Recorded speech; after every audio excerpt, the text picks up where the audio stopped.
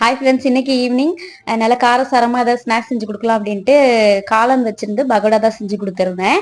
நல்லா அதுக்கு ஒரு கை அளவுக்கு பெரிய வெங்காயம் நல்லா நீட்டு வாக்கத்தில் கட் பண்ணிட்டு, ஒரு கை முட்டைக்கோசு, அப்புறம் காளான் சேர்த்துட்டு, நல்லா பூண்டு இஞ்சி தட்டி சேர்த்துட்டு, அது கூட பச்சை மிளகாய் கருவேப்பிலை சேர்த்துட்டு, கொஞ்சமாக ஜீரகம், கொஞ்சம் பெருஞ்சீரகத்தூள், கொஞ்சம் மஞ்சத்தூள், காரத்துக்கு ஏற்ற மாதிரி சில்லி பவுடர் சேர்த்துட்டு, 1 கப் அளவுக்கு கடல மாவு, 1/4 கப் அளவுக்கு அரிசி மாவு சேர்த்துருக்கேன்.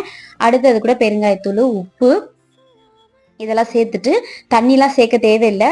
ஃபர்ஸ்ட் பிசைஞ்சு பார்த்துட்டு அதுக்கப்புறம் தண்ணி தேவைப்பட்டா தெளிச்சுக்கோங்க. ஏன்னா காளான்லாம் தண்ணி விடும் இல்லையா, அதனால கொத்தமல்லிலாம் சேர்த்தா நல்லா தான் இருக்கும். கொத்தமல்லி என் கையில இல்லை, அதனால இருக்கிற வரையும் சேர்த்துட்டு நல்லா பிசைஞ்சு அப்படியே எண்ணெயில உதிரி உதிரியாகவும் சேர்த்து செய்யலாம், இல்லைன்னா லைட்டா சின்ன சின்னதாக உருட்டியும் கூட செஞ்சுக்கலாம்.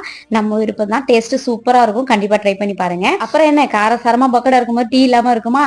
இஞ்சி மல்லி பட்டை ஏலக்காய் எல்லாம் தட்டி போட்டு சூப்பரா டீயோட ஈவினிங் ஸ்நாக்ஸ் முடிச்சாச்சு. ஓகே ஃப்ரெண்ட்ஸ், வீடியோ பிடிச்சிருந்தா லைக் அண்ட்